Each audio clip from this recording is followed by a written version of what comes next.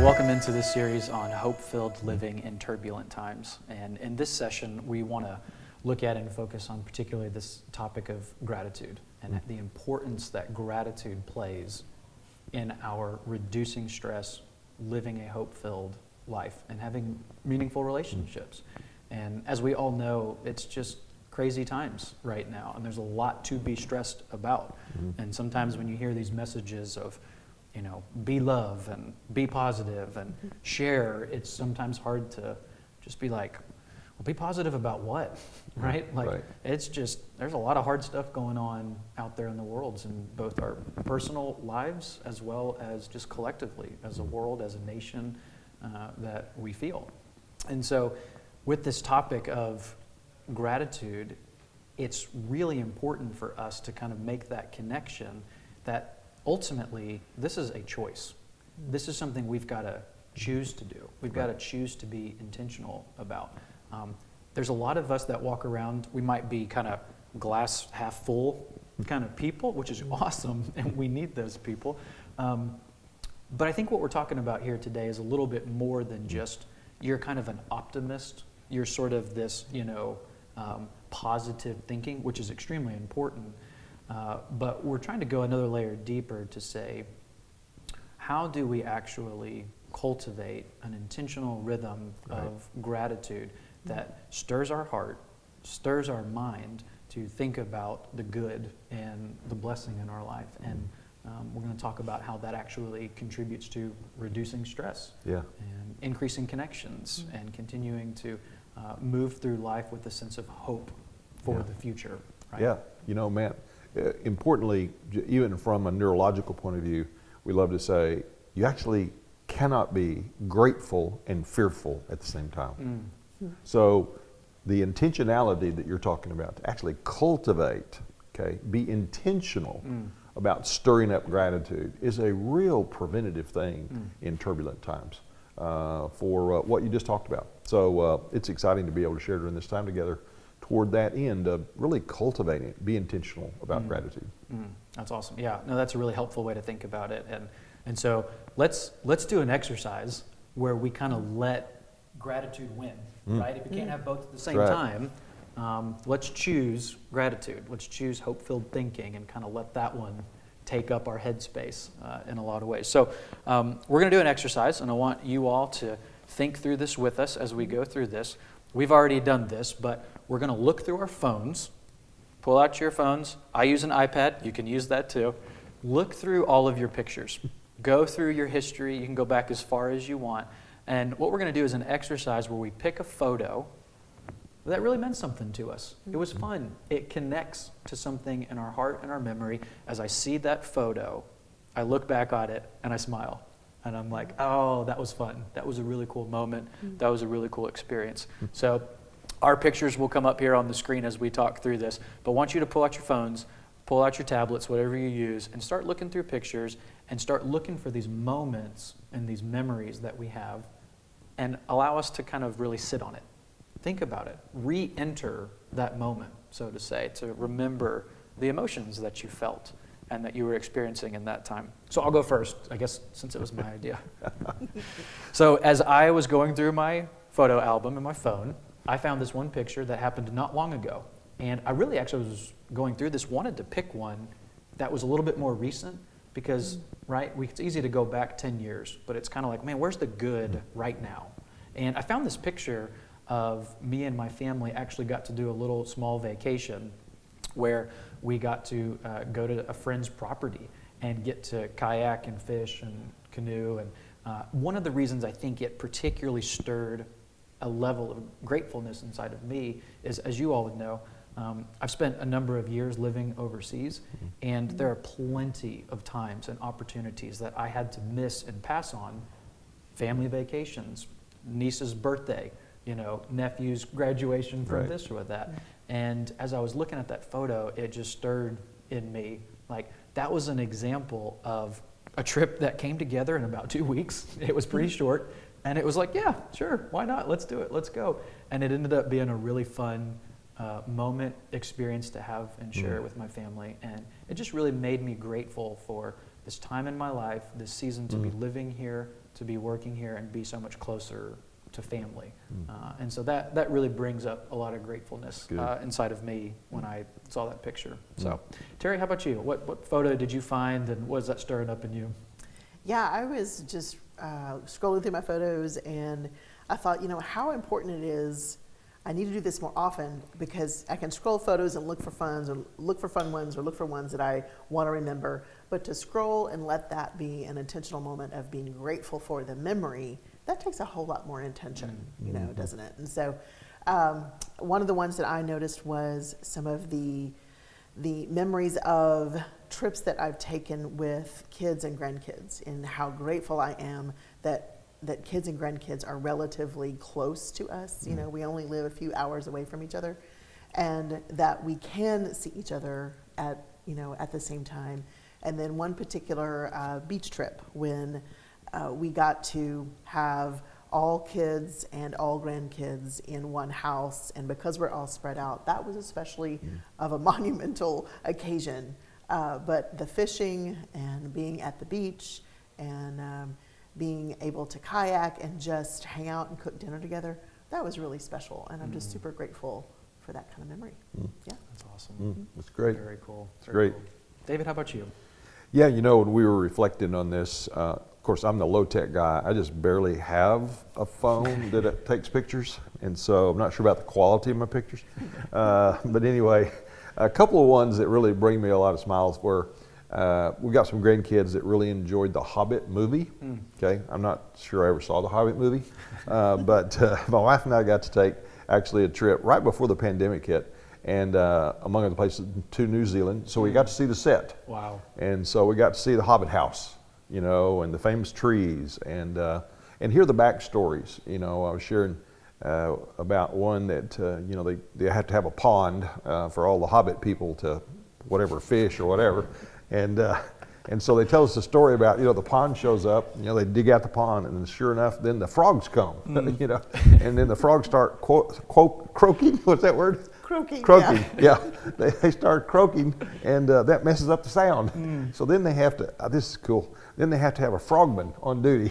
So for like 3 months, they have a frogman that comes to work every day into the pond and fishes out the frogs. Scooping them out. I just thought it was a funny story. Still laugh about it. So anyway, that was a cool story. And then the other one, I love to tell this one on my wife, or really on me, but we had an opportunity to see some kangaroos, all right? I'd never seen a kangaroo before live, close, up front. So we saw these two big kangaroos, and I'd never seen this happen, Matt and Terry, where they actually stood up and they were actually boxing one another, all right? So they're boxing one another, big. And then one of them kind of won, bigger one won. And so he kind of gets down and he travels a little while, maybe 15 yards, and he starts wanting to eat, And so I said to my wife, "Why don't you go feed him? Why don't you go feed him?"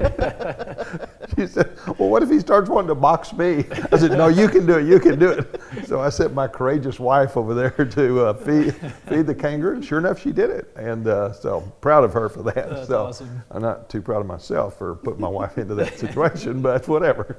Anyway, great memory. Still smile about it. I'm not sure she smiles about it still, but anyway, it was a good one. That's awesome. That's awesome. I love it. I love just even like this brief dialogue, the laughing that we're doing, and the joy and the hope that it's bringing, and even just simple stories about throwing wives to the wolves of kangaroos, and not appreciating movie sets. I mean, all these things. It's just it's really fun, and it stirs a lot of gratefulness for the moments we've had in life, as well as hope for the future, that those kinds of moments will continue to happen for us, and that we will continue to get to have those opportunities to experience people in the world in really meaningful ways. And so we'd love for you to just take a minute to do that same exercise. Flip through your phone, find some photos, find some things that stir up a lot of joy and a lot of gratitude. Pause this, take the time to have that discussion. If you're online, chat just a little brief snippet of that story, of that moment, and we just would love to celebrate with you in that and allow that to be something that stirs a lot of gratitude inside of you.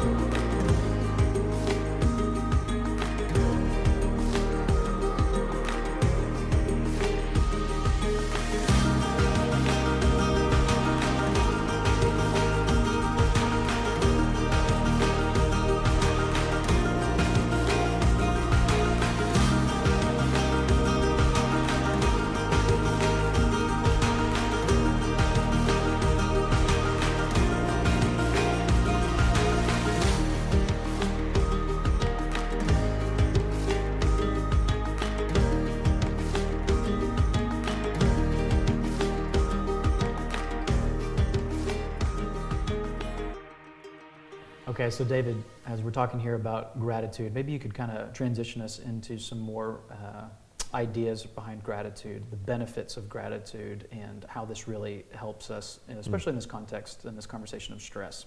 Yeah, glad to. In fact, I thought about, Matt, that we could characterize these a little bit, even during the midst of some of this pandemic stuff. There's a lot of talk about the word immunity. In other words, what gives you immunity? And there's some interesting things that gratitude gives us immunity from, okay? And so I want to talk about three real quickly. First of all, gratitude gives us immunity actually from entitlement.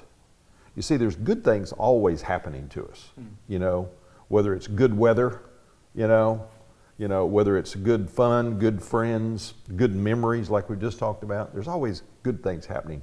And if we don't cultivate intentionally being grateful for those, just kind of celebrating those.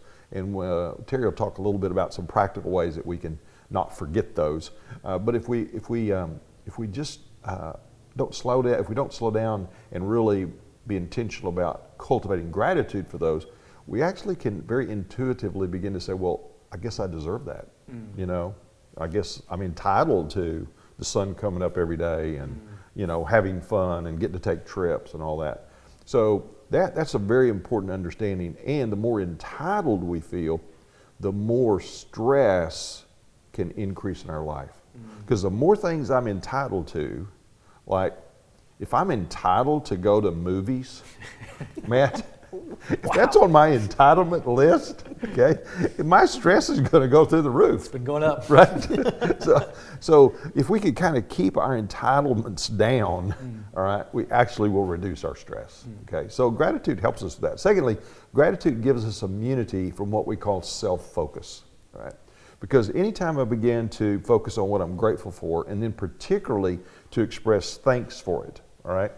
So when I express thanks to my wife that she kind of, you know, fed the fighting kangaroo or whatever, you know, then, you know, there's actually, I'm not focused on me. You see, self-focus has a tendency, if we look at it from kind of, again, a unhealthy thinking point of view, self-focus has a tendency to focus on what I don't have, what I can't do, what's not right. So you just think about those words. They'll depress you, you know. And so actually, gratitude gives us that immunity from focusing on ourselves. Because if we focus on gratitude and we give thanks, we're focused on other people. Okay, we're focused on other people that we're grateful for the opportunities that we have. We're kind of celebrating with other people those fun things, those good things that are going on. And then thirdly, the idea that you alluded to it earlier. I don't know what category you were putting yourself in, but this idea of half full or half empty. I'm sure in the middle. That's where I am. But gratitude guards us, makes us immune from half empty thinking. Okay, because that's one that I need. Y'all are here on the team with me, and particularly when I'm in the workplace, when I am doing things and trying to get projects done, and you know, and a lot of things happening, and we're probably busier than we've ever been for many, many years. And I kind of, you know, get into situations, get into meetings. I can immediately almost begin to look at what's not right, what hasn't happened, what we haven't got done.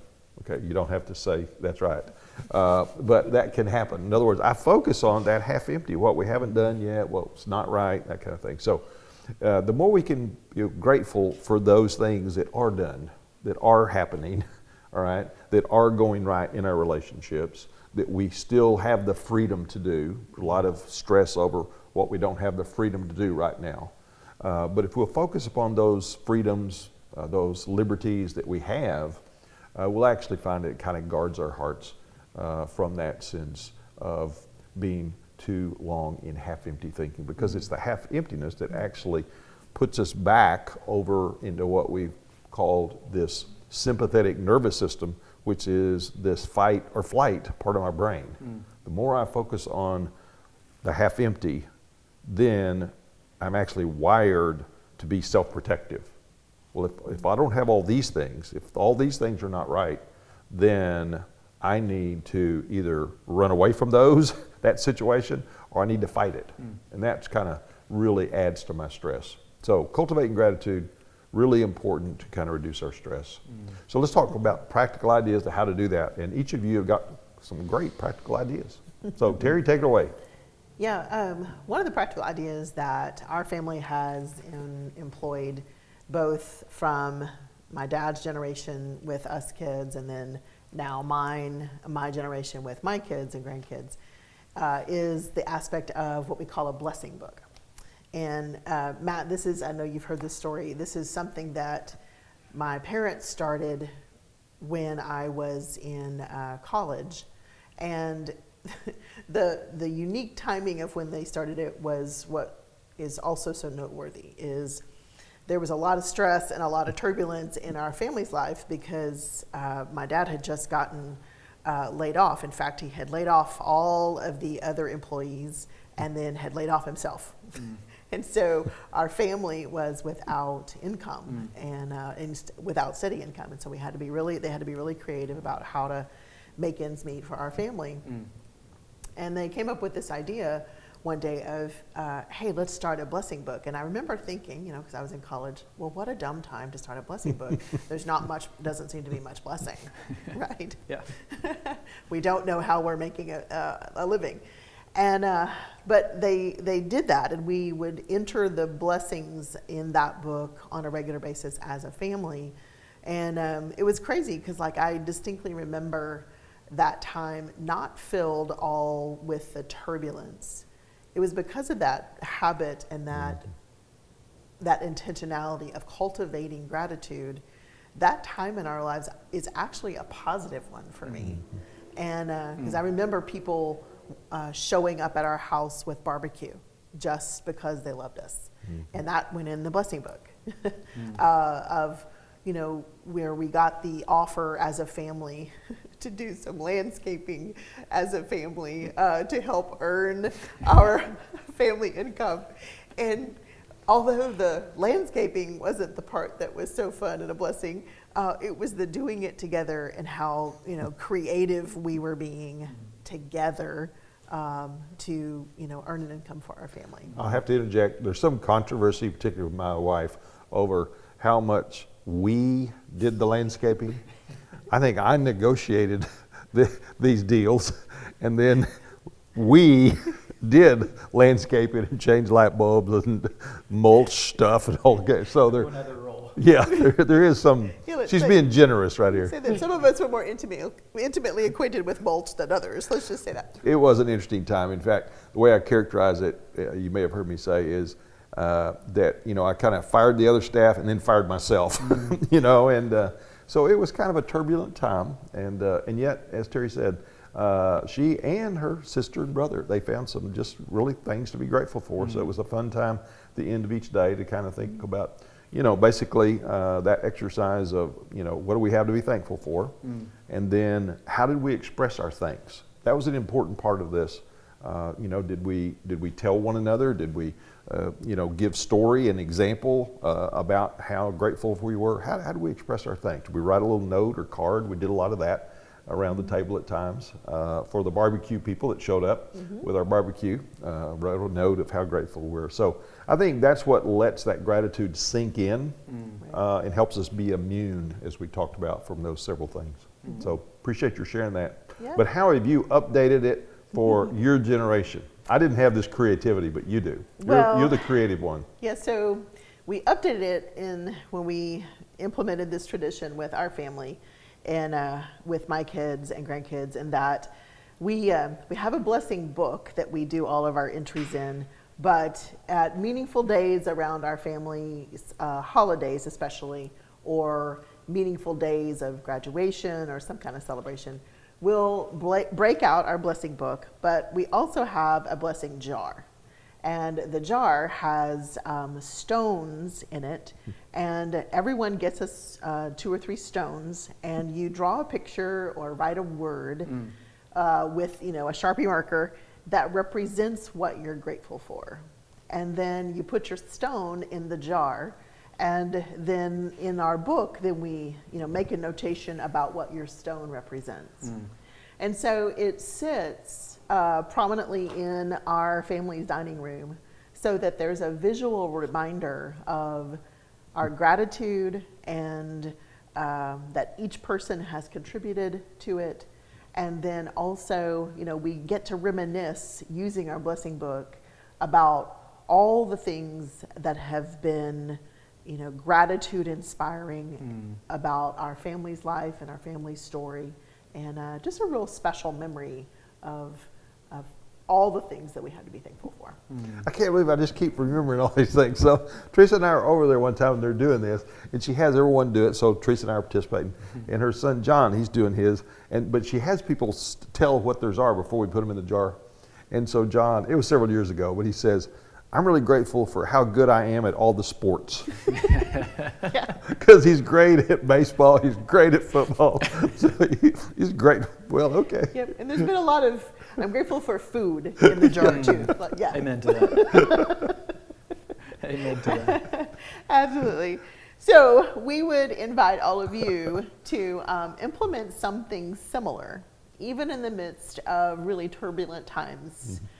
You'll be amazed that if you take the intentional step of starting a blessing book or a jar of blessings, or there's actually a resource that we've provided in your materials that is a gratitude journal, and do that with your family, and you'll be amazed at the hope that it brings to you individually, to your family, to your marriage, and we really recommend this real practical step. Matt, you've got another practical resource for us that relates to gratitude, so you want to tell us about it? Yeah, absolutely. I just wanted to respond to, again, just to you guys, and thankful for your story and your transparency with us to enter into all of that. And I think it's really, it's very relevant to where we are right now. We need it always in life, but particularly this year, everything we're walking through. I mean, none of us are kind of white, clean slate, no issues going on in life right now. We're all experiencing something. We're all carrying something around with us. And so, like we talked about, that gratitude having to be intentional, having to be fought for, having to be a choice we're making is really important. And I think those practical steps are helpful to see that. Hey, Matt, before you give us that last practical exercise, I just reminded for what you just shared about, thanks for affirming our vulnerability. That is something I don't have to be encouraged to do. I'm too vulnerable at times, right? But anyway, it reminded me that actually is one of the real needs in this particular pandemic stress, is us being vulnerable with our stories. You and I have had conversations as we were shocked at some of the data about how the emotional, mental impact of the pandemic was having its greatest toll upon the younger generations. Yep. Right? Yep. I mean, the health consequences and challenges for the older generation are definitely there, not near for the younger generation, but the mental, emotional for the Gen Z, the Gen X, and the millennials. And Matt and I have talked about, Terry, how a part of what that is the younger you are, the less life you've lived, right? Yeah. Face turbulent times and come out on the other side of them. Right. You don't get to practice resilience if you're That's not the word. of a certain age. That's exactly the word. So, you and I can talk about, we've been through whatever. Come on, give me a break now. You and I have been through 9/11.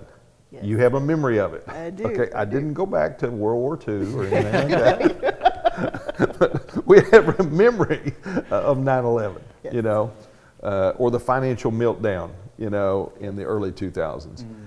So that's one of the things. So what that requires then, Matt, is older generations taking the initiative with younger generations to talk about some of the stories of challenges we've had, like losing a job during the holidays, okay, and wondering, are we going to get to the other side of this, okay? So it's really important to kind of be vulnerable with our loved ones, with our families about that, because that actually gives our children, the youngest ones and teenagers, a lot of hope that, well, if mom and dad or grandparents got through this in the past, maybe we'll get through this one again. Right. So you're having mentioned this vulnerability issue is really important, being vulnerable about our stories, because it actually helps the resilience factor for everybody, particularly the younger generations. That's really good. Well, and it makes me think about how, even in my own life and in my own story, what a crucial role my parents have played in my own development,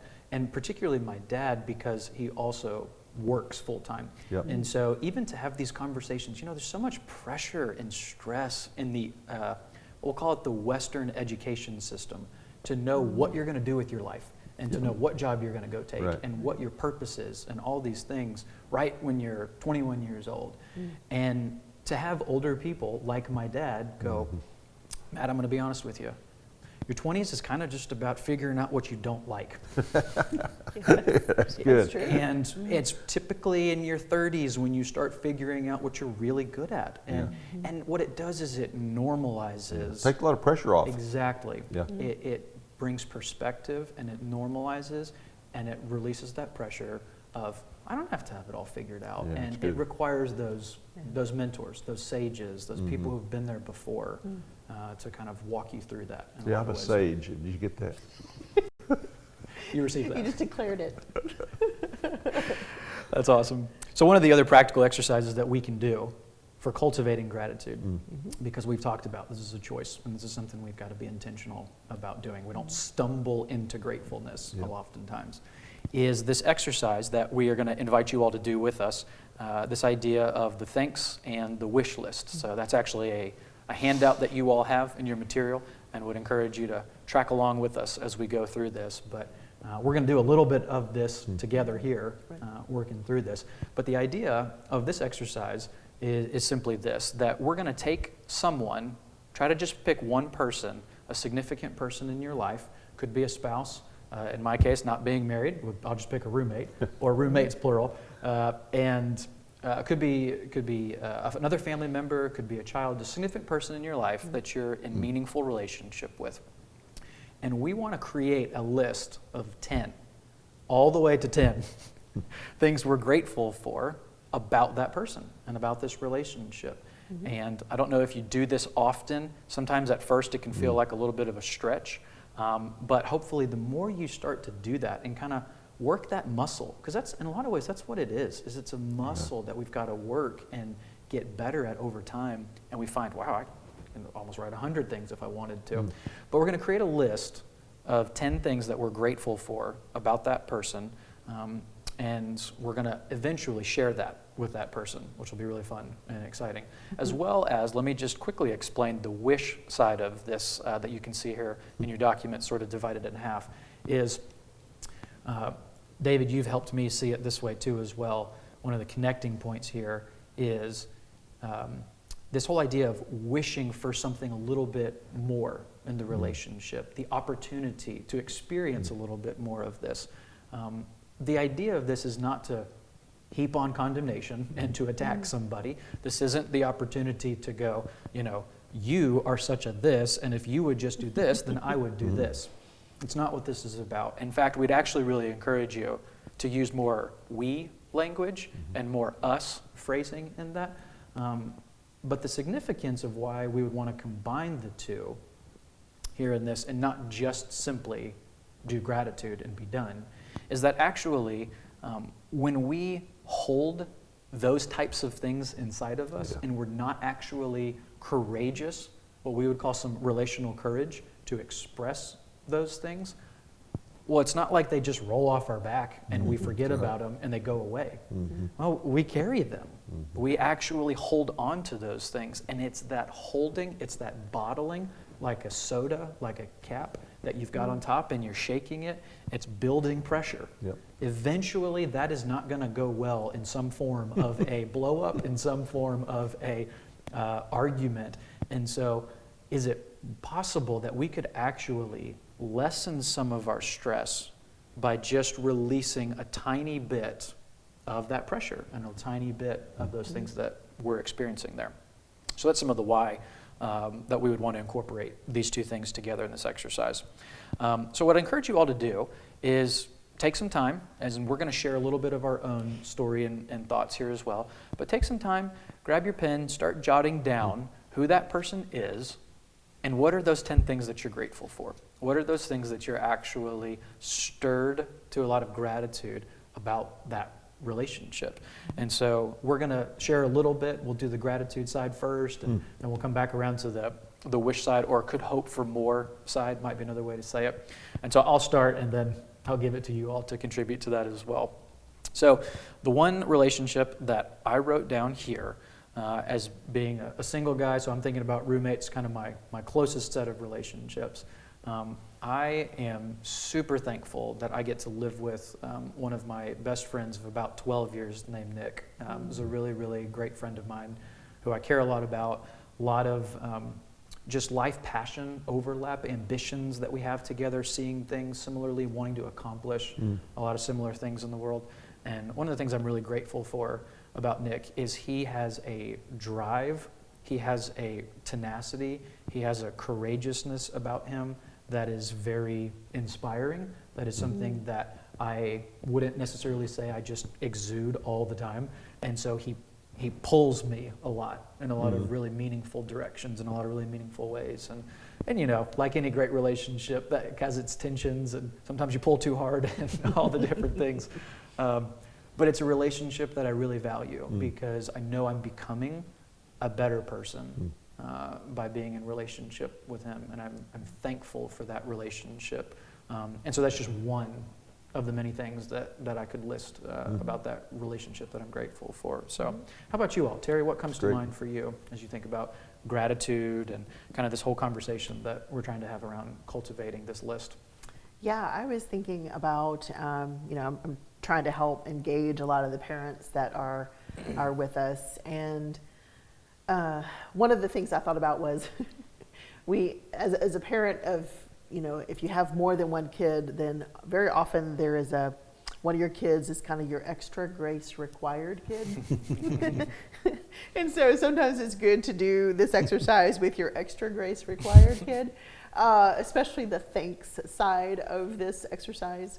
And so I would invite everybody to do that and kind of think about that kid. But in our home, I've been newly grateful for one of our kids, and his name's Jonathan. And I am grateful for him because I can always count on that kid is going to make us laugh. And he's going to bring fun into the most mundane things that are happening in the world, in our home, whether it's cleaning his room or walking around the house. I mean, you never know what he's going to throw, what he's going to wear, how he's going to mess with you, what voice he's going to use, or how he's going to pop in and just make your life more engaging. And I really can. I can always know that he's bringing the fun. He's bringing the party to wherever we're doing. And I love that about him. And so that's awesome. This is something I'm really grateful for about our son, Jonathan. That's cool. Yeah. Very cool. Good. For me, even though I've told a lot of stories about my wife and I and our marriage relationship, I just have a lot of gratitude for her. And one of the ways, actually, Matt, this will help you one of these days, but in married life, one of the ways that I've found to really think about a lot of things I'm thankful for is being thankful or cultivating gratitude for how different we are.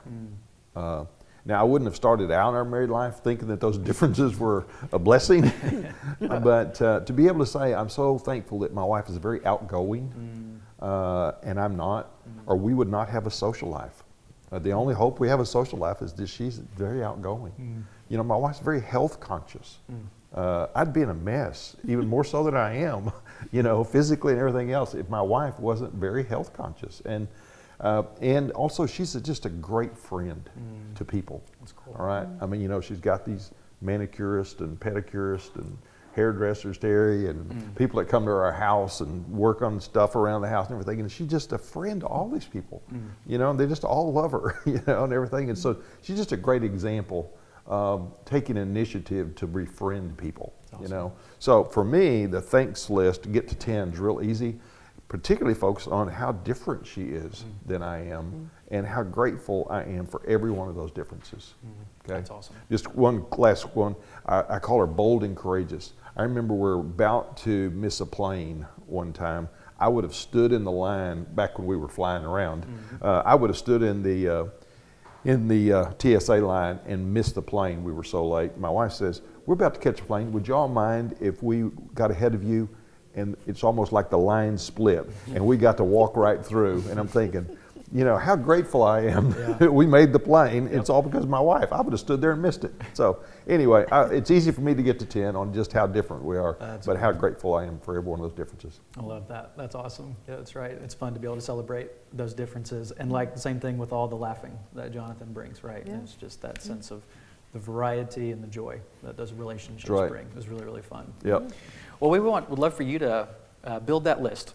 Think about those folks that you're thankful for. Think about those 10 things. Maybe even chat the name of that person and maybe one little sentence about what it is that you're thankful for. Just begin to stir that gratitude within inside of your mind, within inside of your heart, and to really feel those emotions. I think that's one of the cool parts about Right. having the opportunity to talk with other people like we're doing right now about this is we're not just rationally assenting to this idea of wife is courageous, son is fun.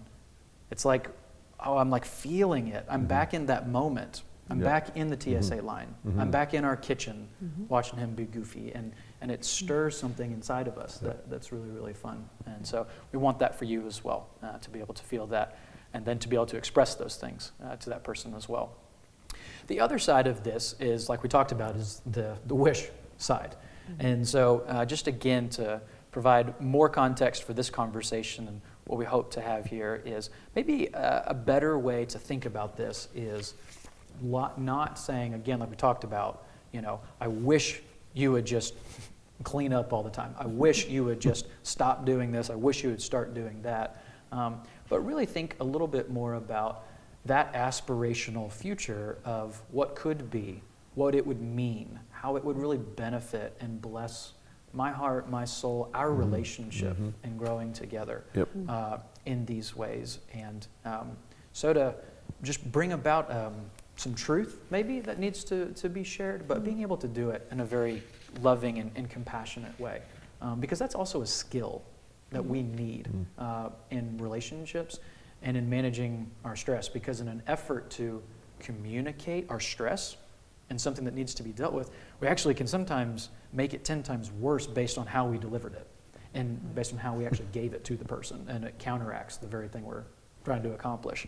And so, again, I'll go first, thinking through this, and then give you guys a second, and we'd love for you all to think through again, what's kind of that one thing? And Terry, you said this earlier, the ratio is essential. We want we want the thankful side to be very large, be 10, and then this wish for, hope for could be to just be 1 and to keep it that way. And so if I'm thinking again about my roommates in general, I'll say this about Nick, but I'll say this about roommates also in general is, you know, I think one of the misperceptions that I think a lot of us folks who are single carry around, that a lot of other people might project on us, is that we just have a bunch of time on our hands and we kind of just sit around. You know, you go to work and then you go home and play video games, or you go, you know, to the gym or something like that. And, you know, I look at my relationships with my roommates, and again, we're talking about Nick here, is that we both work for, you know, very, very more than full-time job organizations. We're both involved in additional things. Like I said, I'm in school. He has a master's degree as well. And I mean, it's easy that we're working, you know, into the night. It happens. And I think as I reflect on that relationship and some of the things that could be hoped for, I think I wish that we could make more intentional efforts to stop what we're doing and actually plan to eat dinner together. Like one night a week type of thing. Yeah. You know, you get going, and especially as singles, I'm not having to cook for other people. I like cooking, and I can cook for myself, but when you do it for just one, it's kind of boring and a little bit defeating. And so it would really mean a lot to me, and I think it would be fun if we could plan once a week to have dinner together and try to really prioritize and fight for that time. To be able to connect. So that's something I wish for and hope for and look to work towards in our relationship. And then again, particularly with Nick. So that's great. Yeah. How about you all? Terry, what comes to mind? And again, thinking about this conversation. Yeah, as it relates to kids and parents, I know that one of the ways that we've done this exercise is I've found it really helpful to have intro sentences to my wishes with my kids. You know, it's been things like, hey, in our family, and that's my phrase, in our family, we make sure to thank someone when they share. You know, in our family, we use big girl and big boy voices because it hurts our ears when we whine. You know. Well done, Terry. Well done. And so that, you know, that little line right there just really helps pave the way for a lot of wishes that you're setting standards, but you're doing it in a way that goes over and it's setting a boundary, but in a way that lets your kid know, hey, this is my expectation, and yet I'm giving you a little grace in the midst of it. With our older kids, it's been things like the phrase, it would mean a lot to me. So not too long ago, I got to say the phrase, hey, it would really mean a lot to me if we could share the laundry responsibilities. It was great when I came in and there was a load of laundry done and I didn't have anything to do with it. That was awesome. So that phrase, it would mean a lot to me, is also another way that I get to convey my wishes as a parent. Yeah, that's great. Yeah, and you know, the key to this that you mentioned earlier, Matt, is if we don't learn how to share this relational courage, as you use that term, then it bottles up inside of us, and we get irritated and frustrated, and we react, and it oftentimes comes out with the words "you." Okay, you, right? And so I'll give you kind of two examples. So as my wife has moved, I'll give you hers first. As she has moved from "you never walk with me, David," you know, to, you know, I'm looking forward to when we might walk more together, right? It's amazing how I experience that differently, right? That makes sense. Yeah, or in my case, as you've heard me talk about, when it bottles up inside of me of, you know, I'd really enjoy it if my wife were more affectionate, you know, and I wish she'd greet me at the door with a hug. And if I keep all that bottled up, it comes out with, you know, Tracy, you treat the dog better than you do me, or something like that, you know, and we don't even have a dog, you know, so it's not pretty. And so to be able to look back and say to other words, you know, honey, I really am looking forward to when you might occasionally meet me at the door with a hug. All the difference in the world, okay? And so this is a really important learned discipline of how we express a lot of gratitude, a lot of thanks, as we talked about, and then occasionally when there is something in our relationship that we could benefit from, then we communicate that. Really important, as we've illustrated by these kind of sentence starters of "it'd mean a lot to me," or "I'm looking forward to the time when." It'll mean a lot to all of us in reducing our stress. Yeah, that's great. Well, I'm just getting amazing marriage advice over here too one day, just avoiding all kinds of landmines for if and when that ever happens for me. Hey, before you wrap us up, Matt, let me just encourage you to be sure and take the opportunity to download the growth plan on great relationships. We have a number of these digital growth plans. This is the first one we're going to share with you. But this one has to do with you understanding the secret to great relationships. And it has to do with what we've alluded to. And that has to do with actually caring for one another at their point of need. It'll have some funny little videos in there that you'll enjoy. It'll also have an inventory in there where you can take these questions and takes you about 10 minutes, and you'll be able to understand your top relational needs.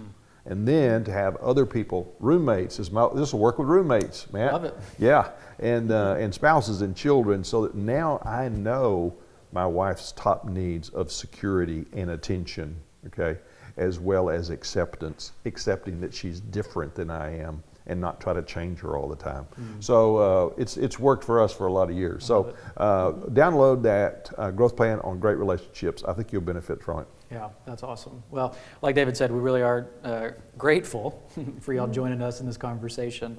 That growth plan is a really, really great next step, as well as, you know, again, just wrapping up that conversation we just had about the thanks and the wish conversation. We really encourage you, create that list, make those steps, and then really be intentional about lining up a time to actually have that conversation. It will absolutely blow that person's hair back when you tell them all 10 things that you're grateful for about them. And not just that you're going to do it and tell them, but unprompted. Yeah. Right? This wasn't a pre-conversation that you guys had about, hey, let's do this or something. You're just going to kind of, as we might say sometimes around here, startle them with love. That's right. Startle them with some affection. Startle them with some thoughtfulness that you have for them. As well as a couple of those other exercises that we did. We hope that those will be fun for you to do, flipping through your phone, flipping through those pictures, and just really remembering a lot of the goodness in your life and remembering a lot of the great things you've been able to experience, the relationships that we've had along the way.